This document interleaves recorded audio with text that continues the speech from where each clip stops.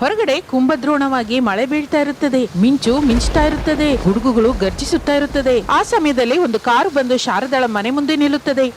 ಆ ಕಾರಿನ ಶಬ್ದ ಕೇಳಿ ಮನೆಯಲ್ಲಿರುವ ರಮೇಶ್ ಕಿಟಕಿಯಿಂದ ಹೊರಗಡೆ ನೋಡುತ್ತಾನೆ. ಕಾರು ಬಾಗಿಲು ತೆಗೆಯುತ್ತದೆ. ಅದರೊಳಗಿಂದ ತನ್ನ ತಂಗಿ ಮಾಲತಿ, ಆಕೆಯ ಗಂಡ ಶೇಖರ್ ಇಳಿಯುತ್ತಾರೆ. 6 ತಿಂಗಳ ನಂತರ ತಂಗಿಯನ್ನು ನೋಡಿದ ರಮೇಶನ ಮುಖ ಆನಂದದಿಂದ ಬೆಳಗಿ ಹೋಗುತ್ತದೆ. ತಕ್ಷಣ ಹಾಲಲ್ಲಿ ಕೂತಿರುವ ತಾಯಿ ತಂದೆಯರ ಹತ್ರ ಓಡ್ಕೊಂಡು ಬರ್ತಾನೆ. ಅಮ್ಮ, ಅಪ್ಪ, ತಂಗಿ ಬಾವ ಬಂದಿದ್ದಾರೆ. ಆ ಮಾತು ಕೇಳಿದ ಶಾರದಾ ಪ್ರಸಾದರು ಒಬ್ಬರನ್ನೊಬ್ಬರು ಆಶ್ಚರ್ಯದಿಂದ ನೋಡ್ಕೋತಾರೆ. ರಮೇಶ್ ಮಾತ್ರ ಉತ್ಸಾಹದಿಂದ ಬಾಗಿಲ ಕಡೆ ನೋಡ್ತಾ ಇರ್ತಾನೆ. ಏನಪ್ಪಾ, ನೀನ್ ನಿಜಾನೇ ಹೇಳ್ತಾ ಇದೀಯಾ? ಹೌದಮ್ಮ, ನನ್ನ ಕಣ್ಣಿನಿಂದ ನೋಡಿದ್ದೀನಿ. ಈಗಲೇ ಅವರು ಕಾರಿಂದ ಇಳಿದ್ರು. ಇನ್ನು ಸ್ವಲ್ಪ ಹೊತ್ತರಲ್ಲಿ ಬಾಗಿಲು ತಟ್ತಾರೆ, ನೋಡ್ತಾ ಇರು ಎಂದು ರಮೇಶ್ ಬಾಗಿಲ ಕಡೆ ನೋಡುತ್ತಾನೆ. ಮಳೆಯಲ್ಲಿ ಪೂರ್ತಿಯಾಗಿ ಒದ್ದೆಯಾದ ಮಾಲತಿ, ಆ ಪಕ್ಕದಲ್ಲಿ ಶೇಖರ್ ಇಬ್ಬರು ಬಾಗಿಲ ಮುಂದೆ ನಿಂತಿರುತ್ತಾರೆ. ಮಾಲತಿ ನಡುಗುತ್ತಿರುವ ಕೈಯಿಂದ ಬಾಗಿಲು ತಟ್ಟುತ್ತಾಳೆ. ಆ ಸಪ್ಪಳ ಕೇಳಿ ಶಾರದಾ ದಂಪತಿಗಳು ಬಾಗಿಲ ಕಡೆ ನೋಡ್ತಾರೆ. ಅಮ್ಮ, ಬಾಗಿಲು ತೆಗೆಯಮ್ಮ, ನಾನು ಮಾಲತಿ ಬಂದಿದ್ದೀನಮ್ಮ. ಆ ಸ್ವರ ಕೇಳುತ್ತಲೇ ರಮೇಶನ ಕಣ್ಣಲ್ಲಿ ಆನಂದ ಬರುತ್ತದೆ. ಶಾರದಾ ಪ್ರಸಾದರು ನಂಬಲಾರದೆ ಹೋಗ್ತಾರೆ. ಅಮ್ಮ, ತಂಗಿ ಗಂಟ್ಲು ಕೇಳಿದೆ ಅಲ್ಲ, ಈಗಲಾದ್ರೂ ನಾನು ಹೇಳಿದ್ದು ನಿಜ ಅಂತ ನಂಬಮ್ಮ. ಅಪ್ಪ, ಹೋಗಿ ಬಾಗಿಲು ತೆಗಿರಿ. ಪ್ರಸಾದ್ ಸಂತೋಷದಿಂದ ಹೇಳುತ್ತಾನೆ. ಅಪ್ಪ ಅಪ್ಪ, ಬಾಗಿಲು ತೆಗಿಯಪ್ಪ, ಹೊರಗಡೆ ತುಂಬಾ ಚಳಿ ಆಗ್ತಾ ಇದೆ ಎಂದು ಮಾಲತಿ ಹೇಳುತ್ತಲೇ ಪ್ರಸಾದನ ತಂದೆ ಮನಸ್ಸು ಒದ್ದಾಡಿ ಹೋಗುತ್ತದೆ. ನಮ್ಮ ಮಗಳು ಶಾರದಾ, ನಮ್ಮ ಮಾಲತಿ ನಮಗಾಗಿ ಬಂದ್ಬಿಟ್ಲು. ನಾನು ಹೋಗಿ ಬಾಗಿಲು ತೆಗಿತೀನಿ. ನಿಲ್ರಿ, ಮನೆಗರುವ ಮರೆತು ಹೋಗಿ ಪ್ರೇಮಿಸಿದವನ ಜೊತೆ ಹೊರಟು ಹೋದ ದಿನವೇ ನಮ್ಮ ಮಗಳು ಮಾಲತಿ ನಮ್ಮಿಂದ ತಪ್ಪಿಸಿಕೊಂಡಿದ್ದಾಳೆ. 6 ತಿಂಗಳ ನಂತರ ಬಂದಿದ್ದಾಳೆ ಅಂತ ಹೇಳ್ತಲೇ ಈ ತಾಯಿ ಹೃದಯ ಕರಗಿ ಹೋಗುತ್ತೆ ಅಂತ ಅನ್ಕೊಂಡಿದ್ದೀರಾ? ಯಾರು ಬಾಗಿಲು ತೆಗಿಬೇಡಿ. ಹಾಗಲ್ಲಮ್ಮ, ಮಳೆಯಲ್ಲಿ ನೆನ್ಕೊಂಡು ನಮಗಾಗಿ ಬಂದಿದ್ದಾರೆ. ಹೊರಗಡೆ ಅವರು ಚಳಿಲಿ ನಡುಗ್ತಾ ಇದ್ದಾರೆ. ಏನಾದ್ರೂ ಇದ್ರೆ ಮನೆಯಲ್ಲೂ ಕೂರಿಸ್ಬಿಟ್ಟು ಮಾತಾಡೋಣಮ್ಮ. ಅಪ್ಪ, ಅಮ್ಮನಿಗೆ ಅರ್ಥವಾಗುವ ಹಾಗೆ ಹೇಳಿ. ಶಾರದಾ, ನೀವಿಬ್ರು ಎಷ್ಟು ಹೇಳಿದ್ರು ಈ ತಾಯಿ ಮನಸ್ಸು ಅಷ್ಟು ಸುಲಭವಾಗಿ ಬದಲಾಗಲ್ಲ. ನನ್ನ ಬಾಗಿಲು ದಾಟಿ ಒಳಗೆ ಬರುವ ಹಕ್ಕಾಗ್ಲಿ ಅಧಿಕಾರವಾಗ್ಲಿ ಮಾಲತಿಗೆ ಇಲ್ಲ ಎಂದು ಗಟ್ಟಿಯಾಗಿ ಹೇಳುತ್ತಾಳೆ. ಹೊರಗಿರುವ ಮಾಲತಿ ದುಃಖದಿಂದ ಬಾಗಿಲು ಹೊಡೆಯುತ್ತಾ ಕಣ್ಣೀರು ಹಾಕ್ತಾ ಇರ್ತಾಳೆ. ಮಾವಯ್ಯ, ರಮೇಶ್ ಅವರೇ, ಮಾಲತಿ ಅಳ್ತಾ ಇದ್ದಾಳೆ. ಒಂದು ಸಲ ಬಾಗಿಲು ತೆಗಿರಿ. ನಿಮ್ಮನ್ನು ನೋಡಿ ಇಲ್ಲಿಂದ ಇಲ್ಲೇ ಹೊರಟೋಗ್ತೀವಿ, ಪ್ಲೀಸ್ ಎಂದು ಶೇಖರ್ ಕೂಡ ಬೇಡಿಕೊಳ್ಳುತ್ತಾ ಇರುತ್ತಾನೆ. ಹೊರಗಡೆ ಮಳೆ ಉಧೃತವಾಗಿ ಬೀಳ್ತಾ ಇರುತ್ತದೆ. ಒಳಗಡೆ ಶಾರದಳ ಮನಸ್ಸು ಕೂಡ ಅಷ್ಟೇ ಕಠಿಣವಾಗಿ ಬದಲಾಗುತ್ತೆ.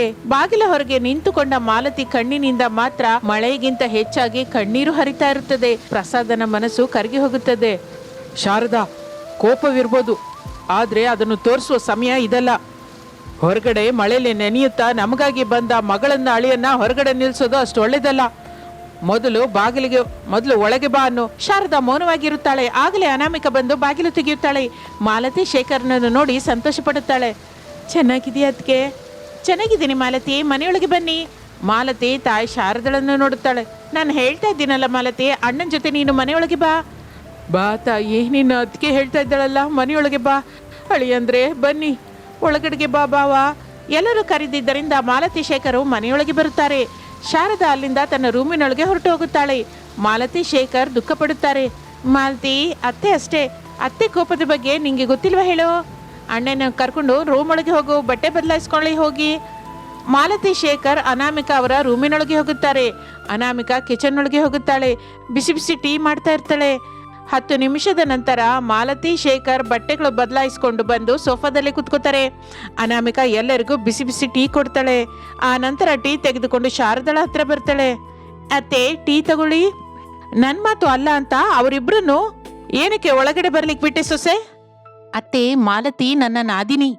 ಅವಳಿಗೆ ಯಾವಾಗ ಬರಬೇಕು ಅಂತ ಹೇಳಿದ್ರು ಬರ್ತಾಳೆ. ಎಷ್ಟು ದಿನ ಇರ್ಬೇಕಂತ ಅನ್ಕೊಂಡ್ರು ಅಷ್ಟು ದಿನಗಳು ಇರ್ತಾಳೆ. ಶಾರದಾ ಏನೋ ಮಾತನಾಡಲಿಲ್ಲ. ಅನಾಮಿಕಾ ಅಲ್ಲಿಂದ ಹೊರಟು ಹೋಗುತ್ತಾಳೆ. ಹಾಗೆ ಸಮಯ ಕಳೆಯುತ್ತಾ ಇರುತ್ತದೆ. ಸಾಯಂಕಾಲವಾಗುತ್ತದೆ. ಅಣ್ಣಯ್ಯ, ರಾತ್ರಿಗೆ ಏನ್ ಅಡುಗೆ ಮಾಡು ಅಂತೀರಾ? ನನಗೆ ಚಿಕ್ಕಂದಿನಿಂದ ರಾಯಲಸೀಮೆ ಅಡುಗೆ ಅಂದ್ರೆ ಬಹಳ ಇಷ್ಟ. ರಾಗಿ ಮುದ್ದೆ, ನಾಟಿ ಕೋಳಿ ಸಾಂಬಾರು, ಗೋಂಗೂರ ಹುರುಳಿ ಸಾರು, ಶೇಂಗಾ ಚಟ್ನಿ ಇಂಥದ್ದೇನಾದ್ರೂ ಸಿಕ್ಕಿದ್ರೆ ಎಷ್ಟಾದ್ರೂ ತಿಂತೀನಿ. ನಮ್ಮ ಮನೆಯಲ್ಲಿ ಕೂಡ ವಾರದಲ್ಲಿ 1 ಸಲವಾದರೂ ರಾಯಲಸೀಮೆ ರುಚಿಗಳು ಇರಲೇಬೇಕು. ಅದು ಇಲ್ಲದೆ ಇದ್ರೆ ಅವನಿಗೆ ಊಟ ಮಾಡಿದ ಹಾಗೆ ಅನ್ಸೋದಿಲ್ಲ. ಅದ್ಗೆ ಅಂದ್ರೆ ಈ ದಿನ ನಿಮಗಾಗಿ ನಿಜವಾದ ರಾಯಲಸೀಮೆ ರುಚಿಗಳು ತೋರಿಸ್ತೀನಿ ಎಂದು ಹಾಲೊಳಗೆ ಬರುತ್ತಾಳೆ. ರಮೇಶ್ನನ್ನು ಕರೆದುಕೊಂಡು ಮಳೆಯಲ್ಲಿಯೇ ಮಾರ್ಕೆಟಿಗೆ ಹೊರಡುತ್ತಾಳೆ. ಶಾರದಾ ಮೌನವಾಗಿರುತ್ತಾಳೆ. ಪ್ರಸಾದ್ ರೂಮಿನೊಳಗೆ ಹೋಗುತ್ತಾನೆ. 1 ಗಂಟೆಯ ನಂತರ ಎಲ್ಲ ತೆಗೆದುಕೊಂಡು ರಮೇಶ್ ಅನಾಮಿಕಾ ಮನೆಗೆ ಬರ್ತಾರೆ. ಅದೇ ಬನ್ನಿ ರಾಯಲಸೀಮಾ ರುಚಿಗಳು ತಯಾರು ಮಾಡೋಣ ಎಂದು ಹೇಳುತ್ತಾಳೆ. ಶಾರದಾ ಮೌನವಾಗಿ ಹೇಳುತ್ತಾಳೆ. ಇಬ್ಬರು ಕಿಚನ್ ಒಳಗೆ ಹೋಗುತ್ತಾರೆ. ಜೊತೆಯಾಗಿ ರಾಗಿ ಮುದ್ದೆ, ನಾಟಿ ಕೋಳಿ ಹುಳಿ, ಟೊಮೊಟೊ ಪಪ್ಪು, ಶೇಂಗಾ ಚಟ್ನಿ, ಗೋಂಗೂರ ಚಟ್ನಿ, ಹುರುಳಿ ಸಾರು, ತುಪ್ಪ, ಕಡೆಗೆ ಜೋಳದ ರೊಟ್ಟಿ ಕೂಡ ತಯಾರು ಮಾಡುತ್ತಾರೆ. ಸ್ವಲ್ಪ ಹೊತ್ತಿಗೆ ಅಡಿಗೆ ಸುವಾಸನೆ ಮನೆಯೆಲ್ಲ ತುಂಬಿ ಹೋಗುತ್ತದೆ. ಎಲ್ಲರೂ ಸೇರಿ ಊಟಕ್ಕೆ ಕೂತ್ಕೋತಾರೆ. ಮೊದಲ ತುತ್ತು ತಿಂದ ಶೇಖರ್ನ ಕಣ್ಣಲ್ಲಿ ಆನಂದ ತುಂಬುತ್ತದೆ. ಅನಾಮಿಕಾ, ನಾನು ಬಹಳ ಕಡೆ ರಾಯಲಸೀಮಾ ಅಡಿಗೆ ತಿಂದಿದ್ದೀನಿ, ಆದರೆ ಇಷ್ಟು ನಿಜವಾದ ರುಚಿ ಎಲ್ಲೂ ತಿಂದಿಲ್ಲ. ಪ್ರತಿ ಅಡಿಗೆಯಲ್ಲೂ ಮನೆ ರುಚಿ ಇದೆ. ನಿಜನೇ ಅತ್ತಿಗೆ, ಈ ರುಚಿನ ಯಾರಾದರೂ ಒಂದು ಸಲ ತಿಂದ್ರೆ ಮತ್ತೆ ಮತ್ತೆ ನೆನಪು ಮಾಡ್ಕೋತಾರೆ. ಸೊಸೆಗೆ ಚಿಕ್ಕಂದಿನಿಂದಲೇ ಅಡಿಗೆಯಲ್ಲಿ ಒಳ್ಳೆ ಅಭ್ಯಾಸವಿದೆ. ಮಾವಯ್ಯ, ನನಗೊಂದು ಆಲೋಚನೆ ಬಂದಿದೆ. ಏನಪ್ಪ ಅದು? ಈಗ ಎಲ್ಲರೂ ಹೊಸ ಹೊಸ ಫುಡ್ಗಾಗಿ ಹುಡುಕ್ತಾ ಇದ್ದಾರೆ, ಆದರೆ ನಿಜವಾದ ರಾಯಲಸೀಮಾ ರುಚಿ ಮಾತ್ರ ಬಹಳ ಕಡೆ ಸಿಗ್ತಾ ಇಲ್ಲ. ನೀವೇನಾದ್ರೂ ರಾಯಲಸೀಮಾ ರುಚಿ ಅನ್ನುವ ಹೆಸರಿನಿಂದ ಒಂದು ಕರಿ ಪಾಯಿಂಟ್ ಅನ್ನು ಪ್ರಾರಂಭಿಸಿ. ಅನಾಮಿಕಾ ಮಾಡ್ತಾ ಇರುವ ಅಡಿಗೆ ನೋಡ್ತಾ ಇದ್ರೆ ಅತ್ತೆ ಹೀಗೆ ಪರಿವೀಕ್ಷಿಸಿದರೆ ನಾನು ಮಾರ್ಕೆಟಿಂಗ್ ನೋಡ್ಕೋತೀನಿ. ವ್ಯಾಪಾರ ಖಚಿತವಾಗಿ ಚೆನ್ನಾಗಿ ನಡೆಯುತ್ತೆ. ಬಾವಾ, ನಿಮ್ಮ ಆಲೋಚನೆ ಮಾತ್ರ ತುಂಬಾ ಚೆನ್ನಾಗಿದೆ ಬಾವಾ, ನಾನು ಕೂಡ ಸಹಾಯ ಮಾಡ್ತೀನಿ. ಶಾರದಾ ಏನು ಮಾತನಾಡಲಿಲ್ಲ. ಆದರೆ ಅನಾಮಿಕಾ ಮಾಡಿದ ಅಡಿಗೆಯನ್ನು ಎಲ್ಲರೂ ಮನಸಾರೆ ಹೊಗಳುತ್ತಾ ಇರುವುದನ್ನು ನೋಡಿ ಆಕೆ ಮುಖದಲ್ಲಿ ಎಷ್ಟೋ ದಿನಗಳ ನಂತರ ಚಿಕ್ಕ ಕಿರುನಗೆ ಕಾಣಿಸುತ್ತದೆ. ಮಾವಯ್ಯ, ನಾವು ಹೆಚ್ಚು ಬಂಡವಾಳ ಇಡಬೇಕಾದ ಅಗತ್ಯವಿಲ್ಲ. ಮೊದಲು ಚಿಕ್ಕದಾಗಿ ಕರಿ ಪಾಯಿಂಟ್ ಇಡೋಣ. ವ್ಯಾಪಾರ ಚೆನ್ನಾಗಿ ನಡೆದ್ರೆ ಆ ನಂತರ ದೊಡ್ಡ ಹೋಟೆಲ್ಗೆ ಬದಲಾಯಿಸೋಣ. ನಿಮ್ಮ ಆಲೋಚನೆ ಚೆನ್ನಾಗಿ ಇದೆಯಪ್ಪ, ಆದ್ರೆ ಬಂಡವಾಳ ಎಲ್ಲಿಂದ ಬರುತ್ತೆ? ಅಪ್ಪ, ನಾನು ಸ್ವಲ್ಪ ದುಡ್ಡು ಎತ್ತಿಟ್ಟಿದ್ದೀನಿ, ಅದು ತಗೊಂಡು ಉಪಯೋಗಿಸೋಣ ಅಪ್ಪ. ನನ್ನ ಬಂಗಾರದ ಓಲೆಗಳನ್ನು ಅಡವಿಡೋಣ ಮಾವಯ್ಯ. ವ್ಯಾಪಾರ ಚೆನ್ನಾಗಿ ಬಂದ್ರೆ ಆಮೇಲೆ ಬಿಡಿಸ್ಕೋಬಹುದು. ಓಲೆ ಇಡ್ತೀಯ ಸೊಸೆ? ಕುಟುಂಬ ಚೆನ್ನಾಗಿದ್ರೆ ಒಡವೆ ಮತ್ತೆ ಬರುತ್ತೆ ಅತ್ತೆ, ಆದ್ರೆ ಬಂದ ಅವಕಾಶನ ಮಾತ್ರ ಬಿಡಬಾರ್ದಲ್ವಾ? ಅನಾಮಿಕಾ ಮಾತಿಗೆ ಎಲ್ಲರೂ ಕದಲಿ ಹೋಗುತ್ತಾರೆ. ಸ್ವಲ್ಪ ದಿನದ ನಂತರ ಗ್ರಾಮದಲ್ಲಿಯೇ ಬಸ್ ಸ್ಟ್ಯಾಂಡ್ ಹತ್ತಿರ ಒಂದು ಚಿಕ್ಕ ಶಾಪ್ ಅನ್ನು ಬಾಡಿಗೆಗೆ ತೆಗೆದುಕೊಳ್ಳುತ್ತಾರೆ. ರಾಯಲಸೀಮೆ ರುಚಿಗಳ ಕರಿ ಪಾಯಿಂಟ್ ಅಂತ ದೊಡ್ಡ ಬೋರ್ಡ್ ಇಡುತ್ತಾರೆ. ಗ್ರಾಮದ ದೊಡ್ಡವನ ಹತ್ರ ರಿಬ್ಬನ್ ಕಟ್ ಮಾಡಿಸುತ್ತಾರೆ. ಅನಾಮಿಕಾ ಸಾಯಂಕಾಲದ ಹೊತ್ತು ಅಡುಗೆ ಶುರು ಮಾಡುತ್ತಾಳೆ.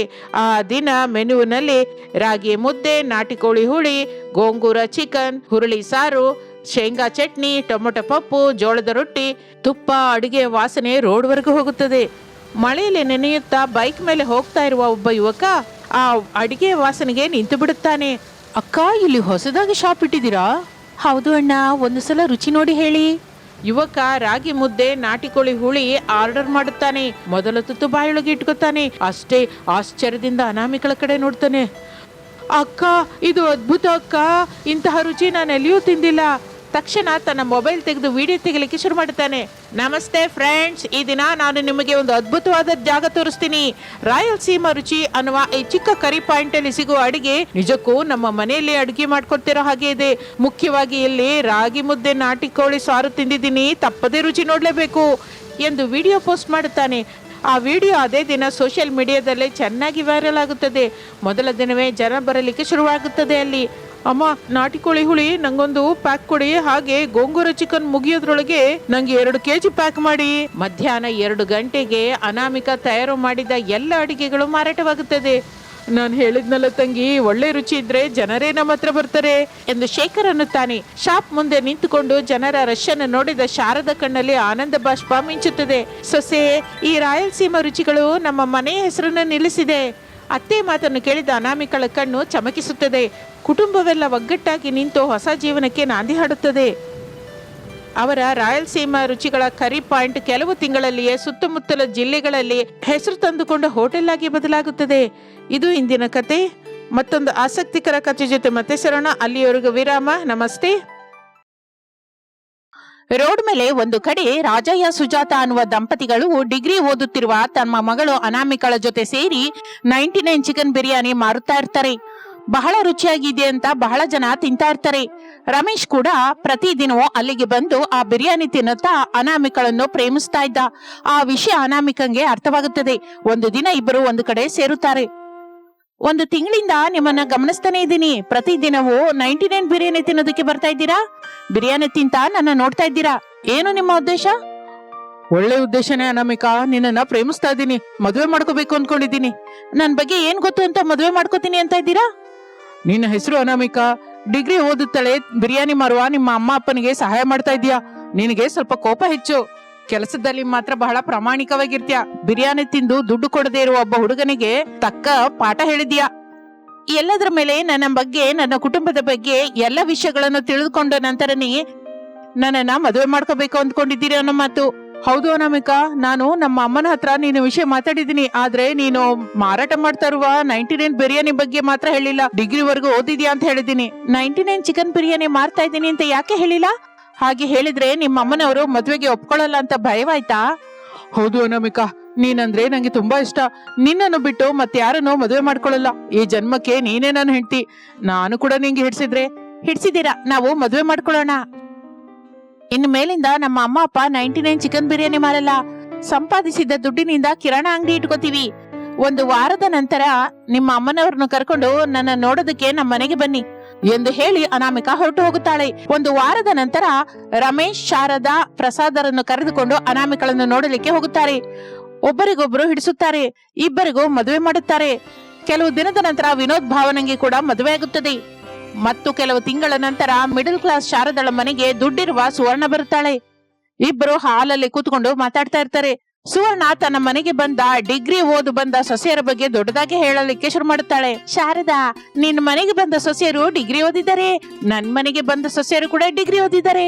ಆದ್ರೆ ನನ್ನ ಸೊಸೆಯರು ಕೆಲಸ ಮಾಡುತ್ತಾ 1000 ರೂಪಾಯಿ ಸಂಬಳ ತಗೋತಾ ಇದ್ರೆ, ನೀನ್ ಇಬ್ಬರು ಸೊಸೆಯರು ಮಾತ್ರ ಮನೆ ಕೆಲಸ, ಅಡಿಗೆ ಕೆಲಸ ಮಾಡ್ಕೊಂಡು ಇಷ್ಟ ಬಂದ ಟಿವಿ ಸೀರಿಯಲ್ ನೋಡ್ಕೊಂಡು ಕಳೀತಾ ಇದ್ದಾರೆ ಎಂದು ಸುವರ್ಣ ಹೇಳುತ್ತಲೇ ಶಾರದಳ ಮುಖ ಸಣ್ಣದಾಗುತ್ತದೆ. ಆಗಲೇ ಚಿಕ್ಕ ಸೊಸೆ ಭಾವನಾ ನೀರಿನ ಗ್ಲಾಸ್ ತಗೊಂಡು ಬರ್ತಾಳೆ. ಆಂಟಿ, ನೀರ್ ಕುಡೀರಿ ಎಂದು ಹೇಳಿ ಕೊಡುತ್ತಾಳೆ. ಸುವರ್ಣ ಅದೊಂದು ತರ ನೋಡ್ತಾಳೆ. ಭಾವನ ಏನು ಮಾತನಾಡಲಿಲ್ಲ. ಆಗಲೇ ದೊಡ್ಡ ಸೊಸೆ ಅನಾಮಿಕಾ ಟ್ರೈನ್ ಅಲ್ಲಿ ಬಿಸಿ ಬಿಸಿ ಚಾಯ್ ಮತ್ತು ಬಿಸ್ಕೆಟ್ ತಗೊಂಡ್ಬರ್ತಾಳೆ. ಟೀ ಬಿಸ್ಕೆಟ್ ತಗೊಳ್ಳಿ ಆಂಟಿ. ಈಗ ನಾನು ಟೀ ಕುಡಿತಾ ಇಲ್ಲ, ಹಾಗೆ ಬಿಸ್ಕೆಟ್ ಕೂಡ ತಿಂತಾ ಇಲ್ಲ. ಇದ್ರೆ ಕಾಫಿ ತಗೊಂಬ, ಇಲ್ಲ ಅಂದ್ರೆ ಕೂಲ್ ಡ್ರಿಂಕ್ಸ್ ತಗೊಂಬ. ಈ ಎರಡೂ ಇಲ್ಲ ಅಂದ್ರೆ ಸೈಲೆಂಟ್ ಆಗಿ ಹೊರಟು ಹೋಗಿ ಎಂದು ಹೇಳುತ್ತಾಳೆ. ಅನಾಮಿಕಾ, ಭಾವನಾ ಸೈಲೆಂಟ್ ಆಗಿ ಅಲ್ಲಿಂದ ಹೊರಟು ಹೋಗುತ್ತಾರೆ. ನಿನ್ನ ನೋಡ್ತಾ ಇದ್ರೆ ಪಾಪ ಅನ್ಸುತ್ತೆ ಶಾರದಾ. ಸಾಕು ಬಿಡೆ, ಸುಮ್ನಿದ್ರೆ ಏನೇನೋ ಮಾತಾಡ್ತಾ ಇದೀಯಾ. ಇನ್ನು ಹೊರಡು. ನನ್ ಮೇಲೆ ಅರ್ಚದಲ್ಲ ಶಾರದಾ. ಡಿಗ್ರಿ ಓದಿದ ನಿನ್ನ ಸೊಸೆಯರಿಗೆ ಬುದ್ಧಿ ಇಲ್ಲ ಅಂತ ಮನೆ ಕೆಲಸ, ಅಡಿಗೆ ಕೆಲಸ ಬಿಟ್ಟು ಇನ್ನೇನು ಕೆಲಸ ಮಾಡಲ್ಲ ಅಂತ ಹೊರಗೆ ಹೋಗಿ ಬದುಕಲಾರು ಅಂತ ನೀನು ಒಪ್ಕೋ. ಈಗಾಗ್ಲೇ ಬಹಳ ಹೆಚ್ಚು ಮಾತಾಡಿದ್ಯಾ ಸುವರ್ಣ. ನೀನು ನನಗೆ ಕೋಪ ತರಿಸದೆ ಬಂದ ದಾರಿಯಲ್ಲಿ ಹೊರಟು ಹೋದ್ರೆ ನಿನಗೂ ಒಳ್ಳೇದು, ನಂಗೂ ಒಳ್ಳೇದು. ಹೋಗಿನಿಂದ. ಸುವರ್ಣ ಕೋಪದಿಂದ ಹೊರಟು ಹೋಗುತ್ತಾಳೆ. ಶಾರದಾ ಮೌನವಾಗಿ ಕೂತ್ಕೊಂಡಿರ್ತಾಳೆ. ಅನಾಮಿಕಾ, ಭಾವನಾ ಕಿಚನ್ ಒಳಗೆ ಬರ್ತಾರೆ. ಕೇಳಿಸ್ತಾ ಅಕ್ಕ, ಆ ಸುವರ್ಣ ತನ್ನ ಇಬ್ಬರು ಸೊಸೆಯರ ಬಗ್ಗೆ ಎಷ್ಟು ದೊಡ್ಡದಾಗಿ ಹೇಳ್ತಾ ಇದ್ದಾಳೆ. ಮಾಮೂಲು ಸೊಸೆಯರಲ್ಲ ತಂಗಿ, ಡಿಗ್ರಿ ಓದಿದ ಸೊಸೆಯರು. ಕೆಲ್ಸಕ್ಕೆ ಹೋಗ್ತಾ 1000 ಸಂಪಾದಿಸ್ತಾ ಹುಡುಗಿಯರು.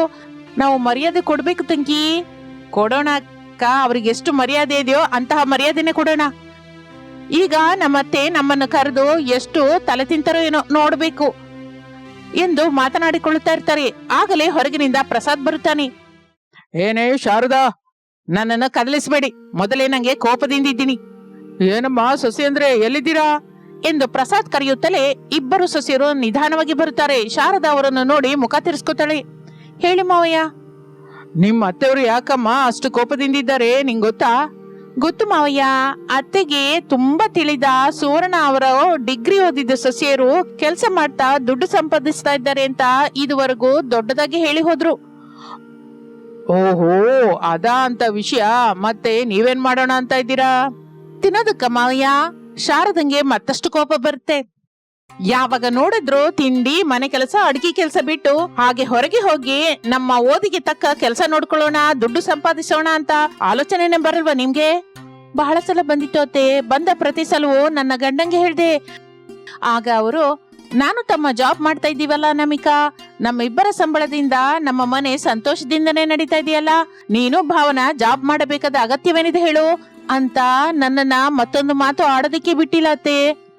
ಈ ಮುದ್ದಾಟದ ಬಗ್ಗೆ ನನಗೆ ಯಾವತ್ತು ಮೊದಲೇ ಹೇಳಿಲ್ಲ. ಈಗ ಹೇಳಿದ್ನಲ್ಲ ಅತ್ತೆ. ಭಾವನವರು ಅವರು ಆಫೀಸಿನಿಂದ ಬಂದ ನಂತರ ಸ್ವಲ್ಪ ನೀವು ಮಾತಾಡಿ ಒಪ್ಪಿಸ್ಬಿಡಿ. ಆಗ ಡಿಗ್ರಿ ಓದಿದ ನಿಮ್ಮ ಸೊಸೆಯರು ಏನ್ ಮಾಡ್ತಾರೋ ನೀವೇ ನೋಡಿವಿರಂತೆ. ಸುವರ್ಣರ ಸೊಸೆಗಿಂತ ನಾವು ಹೆಚ್ಚು ಸಂಪಾದಿಸಿ ತೋರಿಸ್ತೀವಿ, ನೀವೇ ನೋಡ್ತಿರಲ್ಲ ಅತ್ತೆ. ತಂಗಿ, ಆವೇಶದಿಂದ ಬಾಯಿಗೆ ಬಂದ ಡೈಲಾಗ್ ಹೇಳ್ಬೇಡ. ಸಾಧ್ಯವಾಗದ ಕೆಲಸದ ಬಗ್ಗೆ ಚಾಲೆಂಜ್ ಮಾಡಬೇಡ. ಸ್ವಲ್ಪ ಆ ಕಡೆ ಈ ಕಡೆ ಏನಾದ್ರೂ ಆದ್ರೆ ನಮ್ಮ ಸಂಸಾರಕ್ಕೆ ಕಷ್ಟವಾಗುತ್ತೆ. ಏನಾಗಲ್ಲ ಅಕ್ಕ, ಮೊನ್ನೆ ನಾವು ಮಾತಾಡ್ಕೊಂಡ ಹಾಗೆ 99 ಚಿಕನ್ ಬಿರಿಯಾನಿ ವ್ಯಾಪಾರ ಮಾಡಿದ್ರೆ ಆ ಸುವರ್ಣರ ಡಿಗ್ರಿ ಓದಿದ ಸೊಸೆಯರಿಗಿಂತ ಈ ಶಾರದಾ ಅವರ ಡಿಗ್ರಿ ಓದಿದ ಸೊಸೆಯರು ಹೆಚ್ಚಾಗಿ ಸಂಪಾದಿಸ್ತಾರೆ ಅನ್ಕೋತಾರೆ. ನಮ್ಮ ಅತ್ತೆ ಆ ಸುವರ್ಣ ಅವರ ಮನೆಗೆ ಹೋಗಿ ನಮ್ಮ ಬಗ್ಗೆ ದೊಡ್ಡದಾಗಿ ಹೇಳ್ತಾರೆ. ಶಾರದಾ ಪ್ರಸಾದರು ವಾರಗಿತ್ತಿಯರ ಕಡೆ ನೋಡುತ್ತಾರೆ. ಅತ್ತೆ, ನಿಮ್ಮ ನೋಟಕ್ಕೆ ಅರ್ಥವೇನೋ ನಾನು ಅರ್ಥ ಮಾಡ್ಕೊಂಡೆ. ಮೊದಲು ನೀವು ನಿಮ್ಮ ಮಗನನ್ನು ಒಪ್ಸಿ, ಆಗ ಈ ಡಿಗ್ರಿ ಓದಿದ ಸೊಸೆಯರು ಏನ್ ಮಾಡ್ತಾರೋ ಹೇಗೆ ಮಾಡ್ತಾರೋ ನೀವೇ ನೋಡ್ತೀರಾ. ಭಾವನ ಎಂದು ಭಾವನಳನ್ನು ಕರೆದುಕೊಂಡು ಅಲ್ಲಿಂದ ಅನಾಮಿಕಾ ಹೊರಟು ಹೋಗುತ್ತಾಳೆ. ಹಾಗೆ ಸಮಯ ಕಳೆಯುತ್ತಾ ಇರುತ್ತದೆ. ಆ ದಿನ ರಾತ್ರಿ ಶಾರದಾ ಪ್ರಸಾದರು ಸೋಫಾದಲ್ಲಿ ಕೂತ್ಕೊಂಡಿರ್ತಾರೆ. ರಮೇಶ್, ಅನಾಮಿಕಾ, ವಿನೋದ್, ಭಾವನರು ನಿಂತಿರ್ತಾರೆ. ಮಗು ರಮೇಶು, ವಿನೋದ್, ಹೀಗೆ ಡಿಗ್ರಿ ಸೊಸೆಯರು 99 ಚಿಕನ್ ಬಿರಿಯಾನಿ ವ್ಯಾಪಾರ ಮಾಡ್ತೀನಿ ಅಂತ ಹೇಳಿದ್ರೆ ಬೇಡ ಅಂತಿದ್ದೀರಂತೆ. ಯಾಕೋ ಬೇಡ ಅಂತಿದ್ದೀರಾ? ಅಮ್ಮ, ಇಬ್ಬರು ಸೊಸೆಯರು ಬಿರಿಯಾನಿ ಮಾರುವ ಕೆಲಸದಲ್ಲಿದ್ರೆ ಮನೆಯನ್ನ ನಿಮ್ಮನ್ನ ಯಾರು ನೋಡ್ಕೋತಾರೆ ಹೇಳು? ಇನ್ಯಾರೋ ಸೊಸೆಯಂದ್ರ ನೋಡ್ಕೋತಾರೆ. ಆದ್ರೂ ನಮ್ಮ ಸೊಸೆಯಂದ್ರು 99 ಚಿಕನ್ ಬಿರಿಯಾನಿ ಮಾಡಿ ಮಾರೋದಕ್ಕೆ ನಾನು ನಿಮ್ಮಮ್ಮ ಒಪ್ಕೊಂಡಿದೀವಿ. ಈಗ ನೀವಿಬ್ರು ಏನಂತೀರಾ? ನೀವು ಅಮ್ಮ ಒಪ್ಕೊಂಡ ಮೇಲೆ ನಾನು ಅಣ್ಣಯ್ಯ ಸರಿ ಅನ್ನೋದು ಇನ್ನೇನಂತೀವಿ ಅಪ್ಪ. ನಿಮಗಿಷ್ಟವಾದ್ರೆ ನಮಗೂ ಇಷ್ಟನೇ. ಏನಂತೀಯ ಅಣ್ಣಯ್ಯ? ನೀನ್ ಹೇಳಿದ್ಯಲ್ಲ ತಮ್ಮ, ನಾನು ಕೂಡ ಓಕೆ. ನನಗೆ ನಿದ್ದೆ ಬರ್ತಾ ಇದೆ, ನಾನು ಹೋಗಿ ಮಲಗ್ತೀನಿ ಎಂದು ರಮೇಶ್ ಐಷ್ಟದಿಂದಲೇ ಹೊರಟು ಹೋಗುತ್ತಾನೆ. ಅವನ ಹಿಂದೆ ಅನಾಮಿಕಾ ಕೂಡ ಬೆಡ್ರೂಮ್ ಒಳಗೆ ಬರ್ತಾಳೆ. ನಾನು 99 ಚಿಕನ್ ಬಿರಿಯಾನಿ ಮಾರೋದು ನಿಮ್ಗೆ ಇಷ್ಟವಿಲ್ಲ ಅಲ್ಲ? ಯಾಕಿಲ್ಲ ಅಂತ ನಿಂಗೆ ಗೊತ್ತಲ್ಲ ಅನಾಮಿಕಾ. ಮದುವೆ ಆದ ನಂತರ ನಾನು ಕೋಪನ ಕಡಿಮೆ ಮಾಡ್ಕೊಂಡಿದ್ದೀನಿ. ಬಿರಿಯಾನಿ ಮಾರುವಾಗ ಯಾರ ಜೊತೆನೂ ಜಗಳ ಮಾಡಲ್ಲ, ಕೂಲಾಗಿರ್ತೀನಿ, ನನ್ನ ನಂಬಿ. ಎಂತ ಪರಿಸ್ಥಿತಿಯಲ್ಲೂ ನಮ್ಮ ಮದುವೆಗಿಂತ ಮೊದಲು ನೀನು 99 ಚಿಕನ್ ಬಿರಿಯಾನಿ ಮಾರ್ತಲೇ ಡಿಗ್ರಿವರೆಗೆ ಓದ್ಕೊಂಡಿದ್ಯಾ ಅಂತ ನಮ್ಮ ಮನೇಲಿ ಯಾರಿಗೂ ಗೊತ್ತಾಗ್ಬಾರ್ದು. ಇದುವರೆಗೂ ಗೊತ್ತಿಲ್ಲ, ಇನ್ನು ಮೇಲಿಂದ ಕೂಡ ತಿಳಿಯೋದಿಕ್ಕೆ ಬಿಡಲ್ಲ. ನಾನು ಭಾವನಳ ಜೊತೆ ಸೇರಿ 99 ಚಿಕನ್ ಬಿರಿಯಾನಿ ಮಾರೋದು ನಿಮ್ಗೆ ಇಷ್ಟವೇ ಅಲ್ಲ? ಜಗಳ ಬಾಡದೆ ನೀನೇನ್ ಮಾಡಿದ್ರು ನನ್ಗೆ ಅಭ್ಯಂತರವಿಲ್ಲ ಅನಾಮಿಕಾ ಎಂದು ರಮೇಶ್ ಹೇಳಿ ಮಲಗುತ್ತಾನೆ. ಇನ್ನು ಅನಾಮಿಕಾ ಡೈರಿಯಲ್ಲಿ 99 ಚಿಕನ್ ಬಿರಿಯಾನಿಗೆ ಬೇಕಾದ ಸಾಮಾನುಗಳನ್ನು ಬರ್ಕೋತಾ ಇರ್ತಾಳೆ. 2 ದಿನದ ನಂತರ ಅನಾಮಿಕಾ, ಭಾವನ ಸೇರಿ ರೋಡ್ ಮೇಲೆ 99 ಚಿಕನ್ ಬಿರಿಯಾನಿ ಮಾರಲಿಕ್ಕೆ ಶುರು ಮಾಡುತ್ತಾರೆ. ಹಾಗೆ ದಿನಗಳು ಕಳೆಯುತ್ತಾ ಇರುತ್ತದೆ. ಡಿಗ್ರಿ ಓದಿದ ಶಾರದಳ ಸೊಸೆಯರು 99 ಚಿಕನ್ ಬಿರಿಯಾನಿ ಮಾರುತ್ತಾ ಚೆನ್ನಾಗಿ ದುಡ್ಡು ಸಂಪಾದಿಸಲಿಕ್ಕೆ ಶುರು ಮಾಡುತ್ತಾರೆ. ಶಾರದಾ ಸಂತೋಷ ಪಡುತ್ತಾಳೆ. ಸುವರ್ಣ, ಈಗ ನಾನು ನಿನ್ನ ಹತ್ರನೇ ಬರ್ತಾ ಇದ್ದೀನಿ ಇರು ಎಂದು ಶಾರದಾ ಆಟೋದಲ್ಲಿ ಸುವರ್ಣಳ ಮನೆಗೆ ಹೊರಡುತ್ತಾಳೆ. 10 ನಿಮಿಷದ ನಂತರ ಶಾರದಾ ಸುವರ್ಣಳ ಮನೆಗೆ ಬರ್ತಾಳೆ. ಸುವರ್ಣ ಆಗ ಮನೆಯಲ್ಲಿ ಕೆಲಸ ಮಾಡ್ತಾ ಕಾಣಿಸ್ತಾಳೆ. ಅದನ್ನು ನೋಡಿ ಶಾರದಾ ಆಶ್ಚರ್ಯ ಹೋಗ್ತಾಳೆ. ಸುವರ್ಣ ಶಾರದಳನ್ನು ನೋಡಿ ದುಃಖದಿಂದ ಕಣ್ಣೀರು ಹಾಕುತ್ತಾಳೆ. ಸುವರ್ಣನ ನೋಡುತ್ತಲೇ ಶಾರದಂಗೆ ಬಹಳ ಪಾಪವೆನಿಸುತ್ತೆ. ಅಯ್ಯೋ ಸುವರ್ಣ, ನಿನಗೇನೆ ಇಂಥ ಪರಿಸ್ಥಿತಿ? ಡಿಗ್ರಿ ಓದಿದ ನನ್ನ ಸೊಸೆಯರು ನನ್ನನ್ನು ಚೆನ್ನಾಗಿ ನೋಡ್ಕೊಳ್ಳೋ ಹಾಗೆ ನಟಿಸಿ ನನ್ನ ಕೈಯಿಂದ ಸೈನ್ ಮಾಡಿಸ್ಕೊಂಡು ಮನೆ ಪೇಪರನ್ನ ಬ್ಯಾಂಕಲ್ಲಿ ಇಟ್ಟು ದೊಡ್ಡ ಮೊತ್ತದಲ್ಲಿ ದುಡ್ಡು ತಗೊಂಡಿದ್ದಾರೆ. ನನ್ನನ್ನು ಇಲ್ಲಿ ನೋಡು, ಇಲ್ಲೇ ಹೀಗೆ ಬಿಟ್ಟು ಹೊರಟು ಹೋಗಿದ್ದಾರೆ. ಮತ್ತೆ ನೀನು ಮಕ್ಕಳೇನು ಮಾತಾಡಿಲ್ವಾ? ಮದುವೆ ಆಗುವವರೆಗೂ ನಮ್ಮ ಮಕ್ಕಳು ಶಾರದಾ, ಮದುವೆ ಆದ ಮೇಲೆ ನಮ್ಮ ಮಕ್ಕಳಲ್ಲ, ಸೊಸೆಯರ ಸ್ವಂತ ಅವರು. ಅವ್ರು ಹೇಳಿದ ಹಾಗೆ ಇವ್ರು ಮಾಡಿದ್ರು, ಅವ್ರು ಹೇಳಿದ್ದನ್ನೇ ಕೇಳ್ತಾರೆ ಎಂದು ಹೇಳುತ್ತಾಳೆ. ಆಗ ಶಾರದಂಗೆ ತನ್ನ ಇಬ್ಬರು ಸೊಸೆಯರು ನೆನಪಿಗೆ ಬರುತ್ತಾರೆ. ತನ್ನಲ್ಲಿ ತಾನು ಸುವರ್ಣಳ ಸೊಸೆಯರನ್ನು ದೃಷ್ಟಿಯಲ್ಲಿ ಇಟ್ಕೊಂಡು ನನ್ನ ಸೊಸೆಯರನ್ನು ಎಷ್ಟೋ ಮಾತಂದೆ. ನನ್ನ ಗಂಡ ಯಾವಾಗ ನೋಡಿದ್ರು ಶಾರದಾ, ನಮ್ಮ ಸೊಸೆಯರನ್ನು ಅವ್ರ ಸೊಸೆ ಇವ್ರ ಸೊಸೆಯರ ಜೊತೆ ಹೋಲಿಸ್ಬೇಡ, ಅವರವರ ಕುಟುಂಬದ ಪರಿಸ್ಥಿತಿ ಅವರದ್ದು ಅಂತ ಹೇಳ್ತಾ ಇದ್ರು. ಅದನ್ನೇನು ನಾನು ಕೇಳಿಸ್ಕೊಂಡಿಲ್ಲ. ನನ್ನ ಸೊಸೆಯರು ನನ್ನನ್ನ ಅರ್ಥ ಮಾಡ್ಕೊಂಡಿದ್ದಕ್ಕೆ ಸರಿ ಹೋಯ್ತು, ಇಲ್ಲ ಅಂದಿದ್ರೆ ಅಂದುಕೊಂಡು ಶಾರದಾ ಅಲ್ಲಿಂದ ಏನೋ ಮಾತನಾಡದೆ ಆಟೋದಲ್ಲಿ ತಿರುಗಿ ಮನೆಗೆ ಬರುತ್ತಾಳೆ. ಇನ್ನು ಆಗಿನಿಂದ ತನ್ನ ಇಬ್ಬರು ಸೊಸೆಯರನ್ನು ಏನು ಅನ್ನದೆ ಅವರು ಮಾಡುತ್ತಾ ಇರುವ 99 ಬಿರಿಯಾನಿ ಮಾರುವುದರಲ್ಲಿ ಸಹಾಯ ಮಾಡಲಿಕ್ಕೆ ಶುರು ಮಾಡುತ್ತಾಳೆ. 99 ಚಿಕನ್ ಬಿರಿಯಾನಿಗೆ ಬಹಳ ಡಿಮ್ಯಾಂಡ್ ಹೆಚ್ಚಾಗುತ್ತದೆ. ಸಂಪಾದನೆ ಅಂದುಕೊಂಡಿದ್ದಕ್ಕಿಂತ ಹೆಚ್ಚಾಗಿ ಬರಲಿಕ್ಕೆ ಶುರುವಾಗುತ್ತದೆ. ಎಲ್ಲರೂ ಸಂತೋಷದಿಂದ ಜೀವಿಸ್ತಾ ಇರ್ತಾರೆ. ಇದು ಇಂದಿನ ಕಥೆಯೇ. ಮತ್ತೊಂದು ಆಸಕ್ತಿಕರ ಕಥೆ ಜೊತೆ ಮತ್ತೆ ಸೇರೋಣ. ನಮಸ್ತೆ.